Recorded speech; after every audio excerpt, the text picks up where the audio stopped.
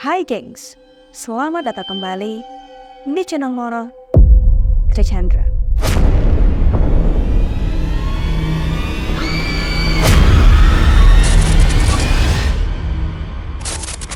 Oke, jadi di malam ini, sama seperti di malam-malam sebelumnya, aku akan kembali membahas sesuatu yang menakutkan. Dan aku yakin dari kalian banyak yang mengetahui tentang pesugihan.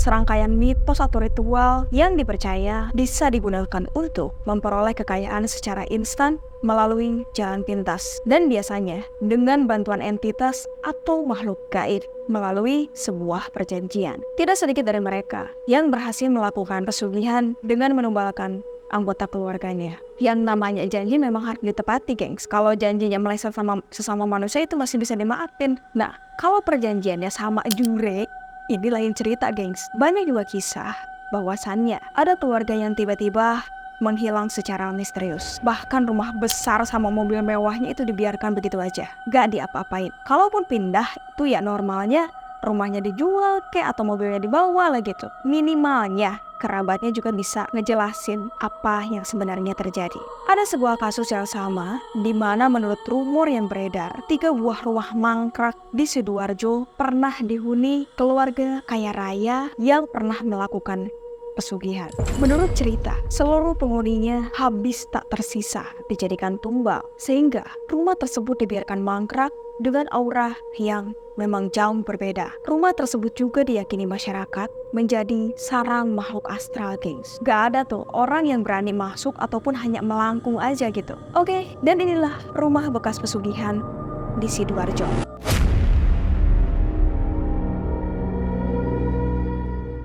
Gengs, rumah angker ini terletak di perbatasan Surabaya dan dikenal sebagai rumah pesugihan Bungur Asik. Tidak hanya satu rumah, melainkan 3 hunian yang merupakan lokasi pesugihan. Ketiga rumah ini posisinya berdekatan alias merupakan tetangga di satu perumahan atau komplek yang sama. Dan rumah-rumah tersebut dahulunya merupakan hunian keluarga yang sederhana. Jadi rumahnya itu tidak ada yang aneh, sama seperti pada umumnya gitu. Biasa-biasa aja lah kehidupan mereka gitu. Di rumah pertama, katakanlah nama kepala keluarganya ini Pak Adi. Dia punya bisnis kecil-kecilan untuk memenuhi kebutuhan sehari-hari, juga kebutuhan anak-anaknya. Hingga ada suatu ketika, entah apa yang mempengaruhi Pak Adi, sehingga terbesit dalam pikirannya untuk melakukan pesugihan. Karena sifat manusia selalu ingin mendapat yang lebih, ya kan? Akhirnya, Pak Adi pun memutuskan untuk melakukan pesugihan dengan makhluk gaib yang berwujud jenglot. Dan Pak Adi ini mengikat sebuah perjanjian di mana sang pemilik pesugihan meminta untuk menumbalkan seluruh anggotanya. Pak Adi yang gelap mata pun akhirnya menyetujui syarat dari sepemilik pesugihan. Tanpa banyak berpikirlah Pak Adi ini kan seketika menghilangkan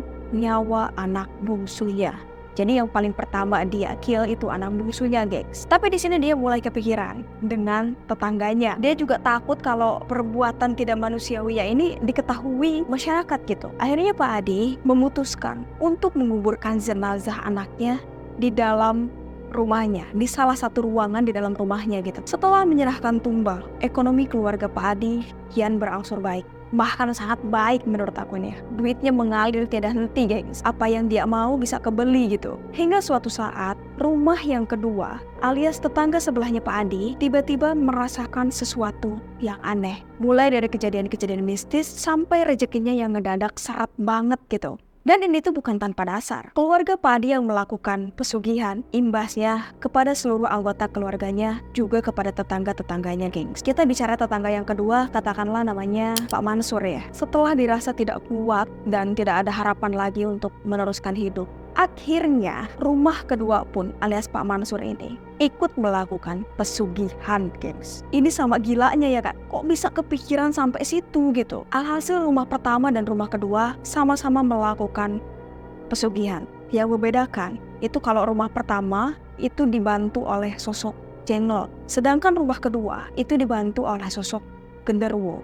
Ada juga yang bilang dengan sosok tuyul katanya kayak gitu. Ya sama sih, sama-sama mengejar sebuah kekayaan yang instan ya kan. Tanpa mereka sadari, kemalangan akan menghampiri mereka secara perlahan. Nah, rumah pertama dan kedua itu fix melakukan sebuah perjanjian dengan iblis atau melakukan pesugihan. Hingga mereka terkenal tuh sebagai orang kaya melintir di komplek itu, geng. Apa yang terjadi dengan rumah ketiga, alias rumah yang merupakan tetangga Pak Adi dan Pak Mansur? Ini kan 3 nih, Pak Adi, Pak Mansur, dan rumah yang ini. Dan apa yang terjadi dengan rumah ini yang sama-sama mangkrak saat ini gitu. Untuk rumah yang ketiga, keluarga ini sebenarnya tidak melakukan apapun, tapi hanya terkena imbasnya karena perilaku keluarga rumah pertama dan kedua, gengs. Hingga akhirnya merambat ke rumah ketiga yang penghuninya merasa rezekinya juga sama-sama seret gitu. Hal ini dirasakan rumah ketiga sama seperti kondisi Pak Mansur sebelum melakukan pesugihan. Ini sama-sama seret gitu.